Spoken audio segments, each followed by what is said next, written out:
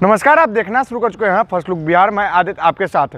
मुजफ्फरपुर में साइबर थाने की पुलिस द्वारा बड़ी कार्रवाई की गई है, जिसमें साइबर ठग करने वाले गिरोह का पर्दाफाश किया गया। वही लगभग 1 दर्जन अपराधी को पुलिस ने गिरफ्तार किया है, जिनके पास से कई सामग्रियों को भी पुलिस ने बरामद किया है। पूरे मामले की जानकारी देते हुए मुजफ्फरपुर के एसएसपी राकेश कुमार क्या कुछ कह रहे हैं, पहले आप सुनिए। 8 अप्रैल 2024 को साइबर थाना को इनपुट प्राप्त हुआ था। उस इनपुट के आधार पे साइबर डीएसपी श्रीमती सीमा, वहाँ के इंस्पेक्टर जन्मेजय राम और कांस्टेबल देवेश तथा साइबर थाने की पूरी टीम के द्वारा यहाँ मुजफ्फरपुर में सिवाई पट्टी थाना अंतर्गत एक जगह छापेमारी की गई थी। वहाँ से 4 अपराध कर्मियों की गिरफ्तारी की गई है, जिसमें से एक का नाम आयुष है, दूसरे का नाम रवि है, तीसरे का नाम निशांत है और चौथे का नाम हिमांशु है। इन चारों ही अभियुक्तकर्मियों के पास से एक लैपटॉप और कुछ मोबाइल जब्त किए गए। जब इनके लैपटॉप और मोबाइल की जांच की गई तो ये चारों ही अपराधकर्मी एक साइबर फ्रॉड की प्रक्रिया में संलिप्त पाए गए। इन चारों अपराधकर्मियों की निशानदेही के आधार पर सीमावर्ती जिला मोतिहारी है, वहाँ पे छापेमारी की गई। वहाँ पे छापेमारी करके 3 लोगों की गिरफ्तारी की गई, जिसमें से एक अपराधकर्मी का नाम रोशन है, दूसरे का नाम निहाल है और तीसरे का सम्मी कुमार है।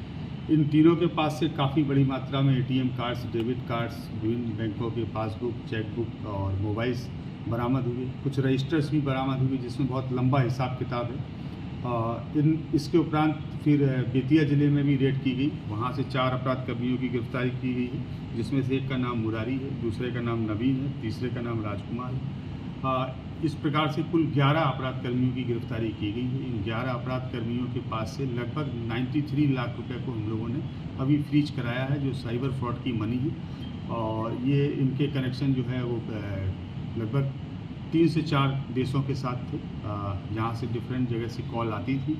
कॉल आने के बाद में इन लोगों के और इनके परिचितों के अकाउंट्स में पैसे आते थे और उस पैसे का ट्रांजैक्शन जो है करते थे। एक निश्चित अमाउंट की राशि कमीशन के रूप में लेके ये लोग बाकी की राशि विदेश भेज देते थे। इन सभी के पास से एक लैपटॉप है, एक टैब है, 36 सिम कार्ड्स हैं, 13 मोबाइल हैं, 21 एटीएम कार्ड्स हैं, बहुत सारे डेबिट कार्ड्स हैं और बहुत सारे ऐसे दस्तावेज प्राप्त हुए हैं, जिससे एक बहुत बड़े गैंग का खुलासा हुआ है। और हम लोगों के इस केस में और आगे फर्दर इन्वेस्टिगेशन करने के लिए बहुत सारे लीड्स प्राप्त हुए। किस तरह से सिंडिकेट चलाता था ये लोग? इनके कई प्रकार के आयाम थे, कई तरीके थे साइबर फ्रॉड करने के।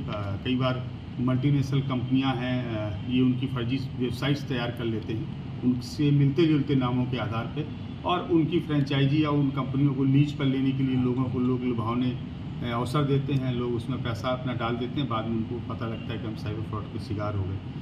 कई बार पब्लिक को कॉल करके बोलते हैं कि पुलिस ने आपके किसी परिजन को गिरफ्तार कर लिया है, उनको छुड़ाने के लिए एक निश्चित राशि का अमाउंट मांगते थे लोग। कई बार किसी बड़ी जो कुरियर कंपनी है, कुरियर कंपनी के सर्विस प्रोवाइडर बन के उनके रूप में फ्रॉड का शिकार लोगों को कर दिया।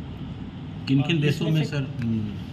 चूँकि अनुसंधान प्रभावित नहीं हो, इसलिए अभी उन देशों का जिक्र करना ठीक है। इनमें से कोई इसका मास्टरमाइंड? हाँ, इसमें से 2 अभियुक्त हैं जो जिनका आपराधिक इतिहास भी है, वो पूर्व में भी जेल गए हैं, जिसमें से एक अभियुक्त का नाम नवीन है और दूसरे का नाम मुरारी है। ये बिहार के बेतिया से भी जेल गए हैं। इसके अतिरिक्त वर्ष 2023 में मध्य प्रदेश के भोपाल से भी साइबर फ्रॉड में जेल गए। तो आपने सुना मुजफ्फरपुर के एसएसपी राकेश कुमार ने क्या कुछ कहा। वही आपको बता दें कि गुप्त सूचना के आधार पर यह कार्रवाई की गई थी, जिसमें 4 लोगों को पहले गिरफ्तार किया गया था, जिसके बाद उनके निशानदेही पर अन्य की गिरफ्तारी की गई है। बताया जा रहा है कि इन सभी का कनेक्शन दूसरे देशों से भी इन सभी का कनेक्शन बताया जा रहा है। तो इस तरह के तमाम खबरों के लिए देखते रहिए फर्स्ट लुक बिहार।